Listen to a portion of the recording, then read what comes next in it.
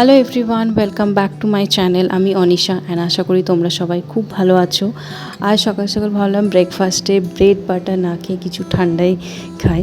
তা দেখলাম ম্যাঙ্গো রয়েছে, তো তাই বানালাম ম্যাঙ্গোর লস্যি। তবে খুব হেলদি ওয়েতে আর খুব কম ইনগ্রিডিয়েন্টসে আমি এটা বানিয়েছি। এটাতে আমি দুধ দিইনি আর কোনো জাগরি, সুগার বা হানি কিছুই ইউজ করিনি। সো দেখতে পাচ্ছ আমার ম্যাঙ্গো অলমোস্ট প্রায় কাটা হয়েই গেছে।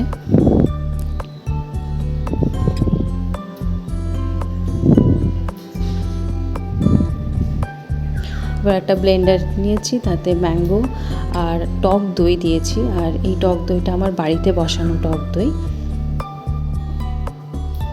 আর এটা হচ্ছে চিয়া সিড, যেটা আমি আগে থেকে ভিজিয়ে রেখেছি। So now blend.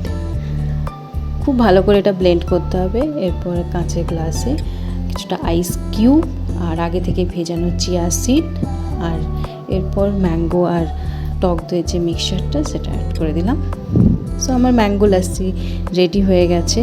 খুব টেস্টি অ্যান্ড খুব হেলদি। সো তোমরাও বাড়িতে ট্রাই করো অ্যান্ড আমাকে কমেন্টস করে জানিও। যারা যারা আমার ভিডিওটা দেখছো অবশ্যই সাবস্ক্রাইব করো। সো আবার আসবো অন্য এক ভিডিও নিয়ে। টাটা।